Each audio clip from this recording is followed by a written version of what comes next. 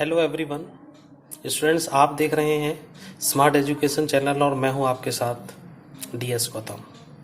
तो आज चलते हैं high school 10th class UP board English की पोइट्री की बुक है मेरे पास और ये उसकी सेकंड पोइम है द शाम ऑफ लाइफ।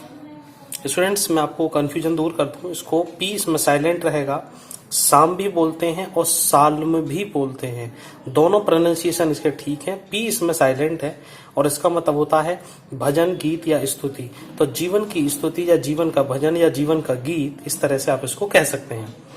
कई बार इसको बोलने में या प्रोनाउंसिएशन में दिक्कत होती है, मैंने पहले ही आपको क्लियर कर दिया है। मेरे साथ बने रहिए, लास्ट तक आपको एक एक शब्द समझ में आएगा बिल्कुल अच्छी तरह से, जैसे मैं आपके पास बैठ के पढ़ा रहा हूँ, आपके बड़े भाई की तरह से। तो स्टूडेंट्स, इसके जो पोएम जिन्होंने लिखी है, कंपोजिटर है H.W. लॉन्गफेलो। तो इन्होंने देखते हैं क्या लिखा है, आगे चलते हैं इनकी पोएम की ओर। स्टूडेंट्स, यहाँ से पहला स्टेंजा शुरू होता है, लेकिन इसको शुरू करने से पहले पोएम के बारे में थोड़ी सी जानकारी ले लेते हैं। ये जो लॉन्गफेलो साहब हैं, इन्होंने जो जीवन के गीत के बारे में लिखा है, इन्होंने कहा है कि जिंदगी जो है पूरी वास्तविकता है, कोई सपना नहीं है, इसका एक निश्चित लक्ष्य है। ये कोई आनंद और शोक की चीज नहीं है, कोई युद्ध जैसी चीज नहीं है। जिंदगी कठिनाइयों से भरी हुई भी है, लेकिन रोजाना इसमें मेहनत करने से प्रगति भी है। वो नवयुवकों को सलाह देना चाहता है कि जिंदगी में जो परिस्थितियां हैं उनका साहस के साथ मुकाबला किया जाए और उनको उत्साहपूर्वक झेल के आगे बढ़ा जाए और दूसरों के लिए प्रेरणा स्रोत बनना चाहिए। ऐसा ये H.W. लॉन्गफेलो नव युवकों को संदेश देना चाहते हैं। तो चलिए इसके पहले स्टैंजा की ओर चलते हैं। तो स्टूडेंट्स, जो लोग मेरे साथ नए जुड़ रहे हैं आज, जो पहले से जुड़े हुए उनकी तो कोई बात नहीं है, जो नए जुड़े हुए हैं वे लोग पहले से सब्सक्राइब कर लें। और दूसरी सबसे बड़ी चीज, लास्ट मोमेंट तक वीडियो को देखना अगर आपको पूरा अच्छी तरह से एक शब्द पढ़ना है। इस वीडियो को देखने के बाद आपको किसी दूसरे वीडियो को देखने की आवश्यकता नहीं पड़ेगी। चलिएगा। Tell me not in mournful numbers, life is but an empty dream, for the soul is dead that slumbers, and things are not what they seem.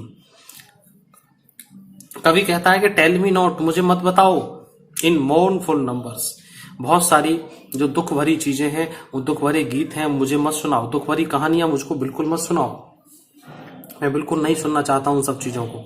कभी बहुत पॉजिटिव माइंड का आदमी है, वो किसी भी नेगेटिव चीज को सुनना ही पसंद नहीं करता। Life is but an empty dream, जिंदगी है, सब कुछ है जिंदगी, लेकिन नहीं है एन एम्प्टी ड्रीम, खाली एक सपना नहीं है। जिंदगी है, जीने के लिए इसको जिंदा दिली के साथ जिया जाए।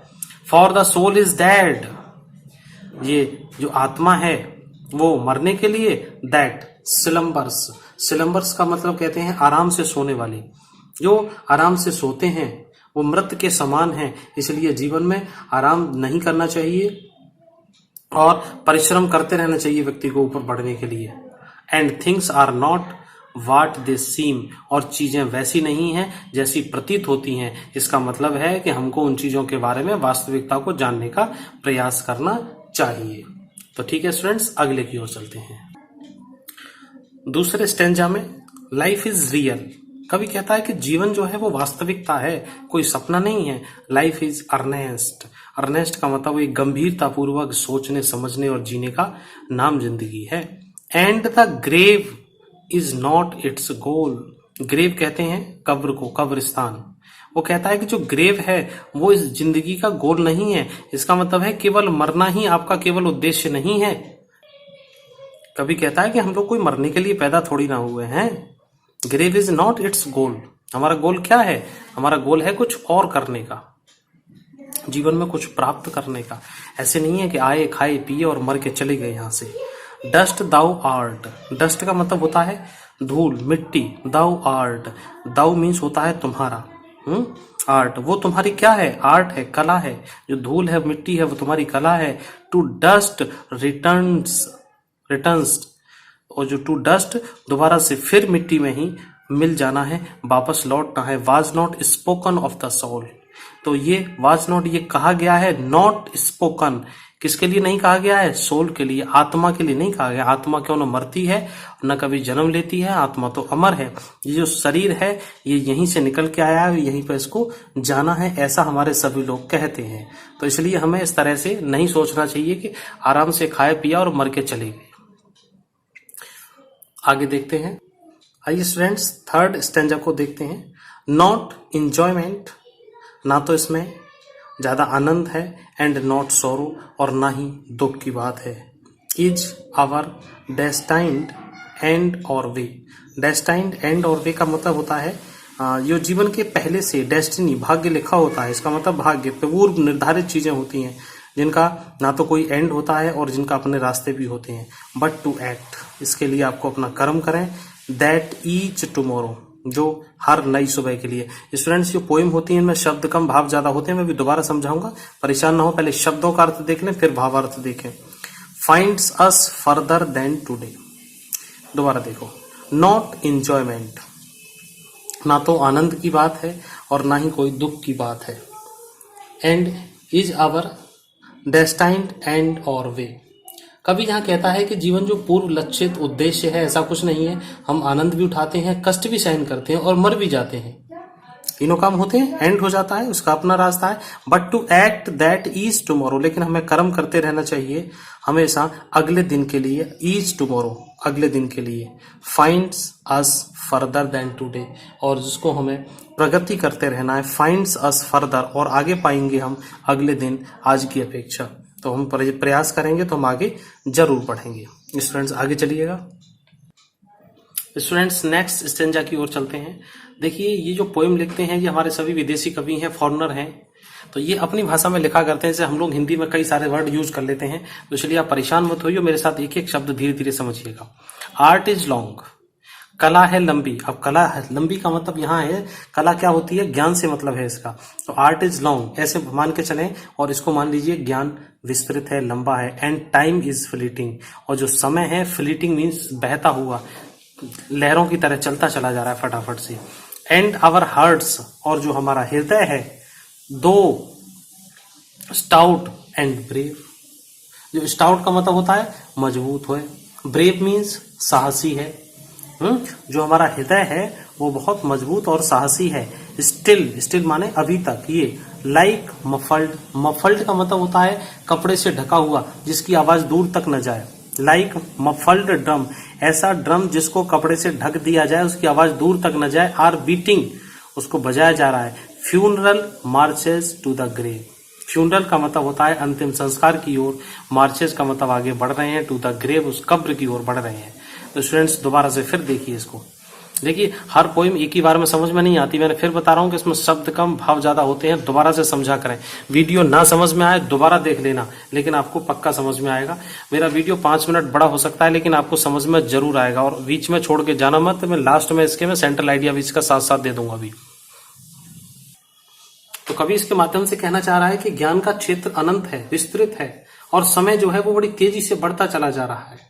और हम लोग, एंड आवर हार्ट का मतलब हम लोग दो स्टाउट एंड ब्रेव, बड़े दृढ़ और मजबूत और साहसी हैं, मानव हैं हम लोग। और उसके बावजूद भी स्टिल माने उसके बावजूद भी, उसके अभी तक भी, लाइक मफल्ड ड्रम का मतलब उस ढोल की तरह से हैं जिस ढोल की आवाज को लपेट दिया जाता है, ढोल को लपेट दिया जाए, आवाज दूर तक न जाए। आर बीटिंग, और वो बजाया जाए। फ्यूनरल मार्चेस टू ग्रेव, और हम लोग फ्यूनरल मार्च करने का मतलब होता है आगे बढ़ रहे हैं, फ्यूनरल की तरफ मार्च कर रहे हैं, ग्रेव की तरफ कब्र की ओर आगे बढ़ते चले जा रहे हैं, धीरे धीरे मृत्यु की ओर चलते चले जा रहे हैं। ठीक, तो ये केवल हमारी जिंदगी केवल खाने पीने और मरने के लिए नहीं है, कुछ करने के लिए है स्टूडेंट्स। तो कीजिएगा, और आप भी मेरे साथ पढ़ते रहिएगा और चैनल को सब्सक्राइब करते रहिए। आपको हमारा पढ़ाया हुआ अच्छा लग रहा है, आपको पसंद आ रहा है, तो आपके सामने स्मार्ट एजुकेशन खुला हुआ है। ये रेड सब्सक्राइब लिखा हुआ है, इस पर एक बार आप टच करेंगे और ये सब्सक्राइब हो जाता है। ये बिल्कुल फ्री होता है, ये आप सब्सक्राइब कर सकते हैं। बेल आइकन अगर आप चाहते हैं नोटिफिकेशन मिले तो आप इसको कर सकते हैं। यहाँ से आप शेयर करें, यहाँ से आप लाइक करें, और जो भी आपको कोई प्रॉब्लम है वो आप इस कमेंट बॉक्स में यहाँ पर लिख दीजिए, आपको समाधान मिलेगा। Thank you. लेकिन चैनल को एक ही बार सब्सक्राइब करना, अगर आपने दोबारा कर दिया तो अनसब्सक्राइब हो जाएगा। ठीक है। और पोएम आपको कैसी लग रही है, कोई परेशानी हो रही है, कमेंट बॉक्स में मुझे जरूर जरूर बताओ। स्टेंजा 5 की ओर चलते हैं। In the world's broad field of battle, broad field of battle, संसार का जो फील्ड है वो बहुत बड़ा है। जीवन संघर्ष से भरा हुआ है, कठिनाइयों से भरा हुआ है। कि एक शब्द का मीनिंग देखना, संघर्ष कठिनाइयों से भरा हुआ है। रोजाना हम लोग किसी न किसी रूप में युद्ध लड़ रहे होते हैं, चाहे वो अपने आप से ही क्यों ना लड़ रहे हो। ठीक। इन द विवेक ऑफ लाइफ, विवेक है इसका प्रोनाउंसिएशन, दोबारा देख लेना। विवेक ऑफ लाइफ, विवेक ऑफ लाइफ का मतलब होता है जीवन का एक पड़ाव, ठहराव, रुकाव। Be not like dumb, be not उसकी तरह मत रहो डम्ब की तरह। डम्ब कौन होता है? गूंगा आदमी। ड्राइवन कैटल, ड्राइवन कैटल का मतलब जो पशुओं के झुंड को, कैटल मीन्स पशुओं का झुंड, ड्राइवन पशुओं के झुंड को जैसे हाँक दिया जाता है लंबा, जैसे भेड़ और बकरियों की तरह से हम लोग ऐसे ही चलते रहें और परिस्थितियों से विचलित ना हो। बी ए हीरो, बनो एक hero in the strife, strife का मतलब होता है संघर्ष और कठिनाइयों में एक हीरो बनना है। दोबारा फिर देखो इसको। In the world's broad field of battle, जो जीवन है वो है तो बड़ा अस्थायी और क्षणिक है, लेकिन कठिनाइयों से भरा हुआ है, युद्ध से भरा हुआ है। इनसे हमको पीछे नहीं हटना है। इन विवेक ऑफ लाइफ, विवेक ऑफ लाइफ का मतलब होता है जिन जीवन की संघर्ष जो है उन परिस्थितियों से निर्वाह करना। बी नॉट लाइक डम्ब, ऐसे ना बने हम डम्ब की तरह से। डम्ब का मतलब गूंगे लोगों की तरह से ना बने, हम कुछ कह भी ना सकें, समझ भी ना सकें। ड्राइवन कैटल, ड्राइवन कैटल, भेड़ बकरियों की तरह से ऐसे ही किसी ने चला दिया और हम चलते चले गए, ऐसा भी नहीं करना है। और गूंगे बहरों की तरह भी जीवन नहीं काटना है। बी ए हीरो, एक हीरो बनिए इन द स्ट्राइफ, स्ट्राइफ का मतलब है परिस्थितियों, विषम परिस्थितियों में जीवन के एक हीरो बनना है और आगे बढ़ना है आपको। चलिए स्टूडेंट्स नेक्स्ट की ओर। Trust no future however pleasant, let the dead past bury its dead. Trust no future, trust का मतलब विश्वास करना, नो फ्यूचर। तो इसका कहने का मतलब है कि कवि के बड़े गहरे भाव हैं, जरा समझने की कोशिश करें। ट्रस्ट नो फ्यूचर, भविष्य पर भरोसा ना करें, चाहे कितना भी हाउएवर ब्रिलियंट, चाहे वो कितना भी सुहावना सा हो, कितना भी आकर्षक हो, लेकिन उस पर विश्वास ना करें। Late the dead past bury its dead, late the dead past, जो बीत चुका है उसको जाने दें, बरी इट्स डेड, और उसको दफन हो जाने दें, दोबारा उनको याद भी ना करें। एक्ट, काम करते रहें, एक्ट काम करो इन ए लिविंग प्रेजेंट, वर्तमान में अपने कर्म करते रहिए, काम करते रहिए। Heart with in, heart with in का मतलब है अपने मन के भीतर एक विश्वास रखना। एंड गॉड ओवर हेड, कि हमारे ऊपर भी कोई एक ईश्वर है जो सारी चीजों का संचालन करेगा और काम करेगा, उस पर भरोसा रखना है। न फ्यूचर को देखना है, न पास्ट को देखना है, वर्तमान में आपको अपनी कार्यशैली को जिंदा बनाए रखना है। स्टूडेंट्स क्लियर हो रहा होगा, कैसा लग रहा है? मैं बार बार कह रहा हूं, मेरे कमेंट बॉक्स में जरूर बताया करें आप लोग।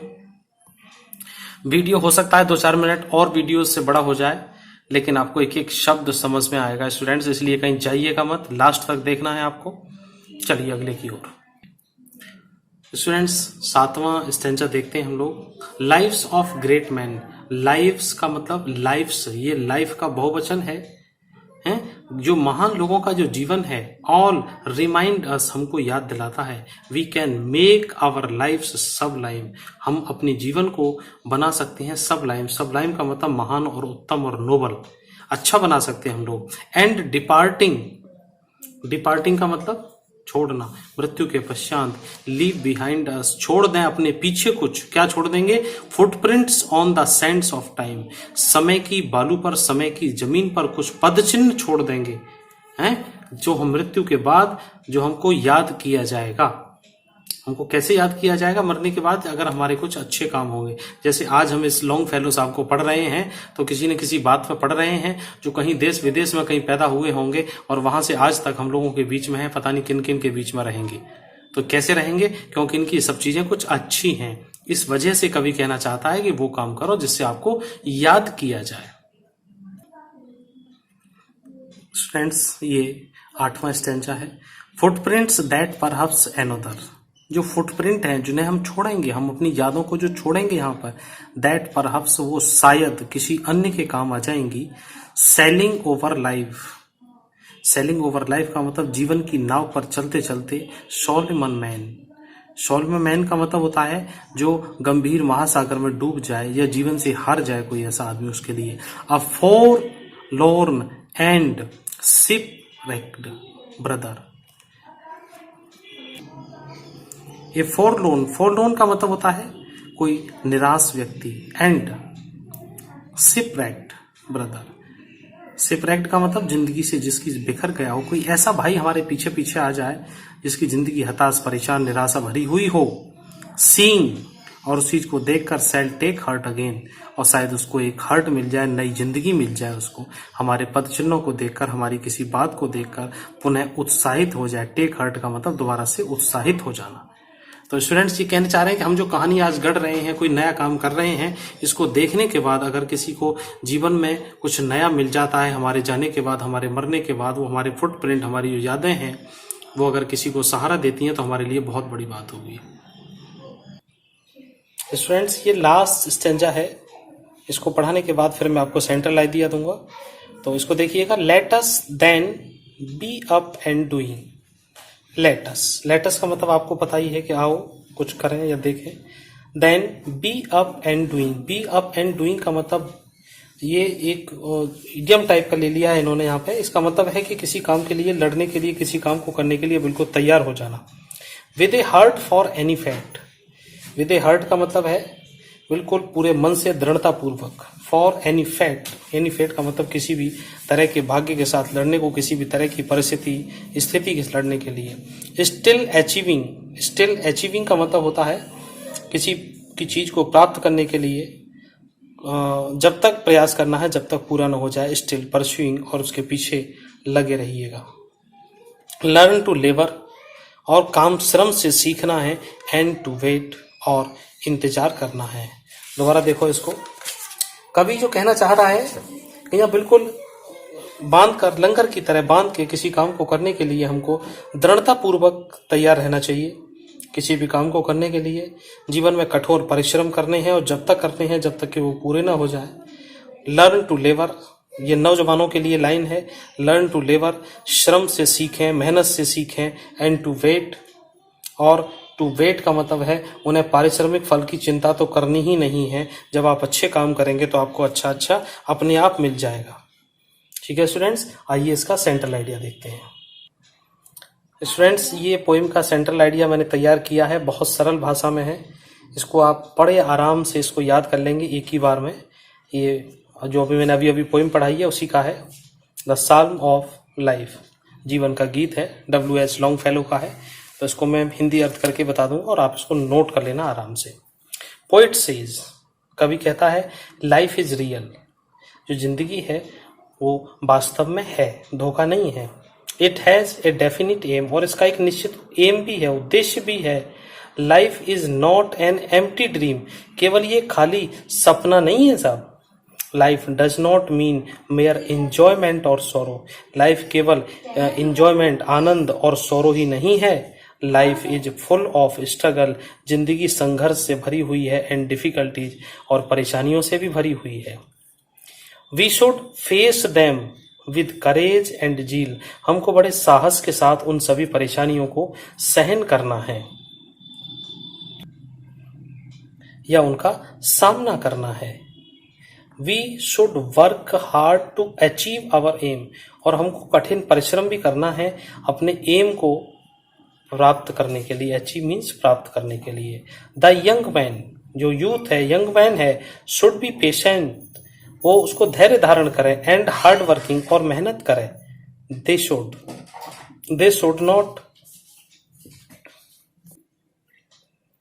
Should not care for any remuneration. Remuneration का मतलब होता है किसी पारिश्रमिक और फल की चिंता नहीं करनी है। अगर आप अच्छे काम करेंगे तो आपको अच्छा ही फल अवश्य मिलेगा। स्टूडेंट्स, तो यही मेरा आपसे कहना है इस पोइम को पढ़ाने के बाद, कि आप लोग जीवन में हमेशा अच्छे काम करते रहिए। और मैं इसी शुभकामनाओं के साथ आप लोग मेरे वीडियो को सब्सक्राइब करके आप फिनिश कर सकते हैं, और अगले वीडियो में फिर आपसे मिलते हैं। Students, thanks, have a nice day, good bye.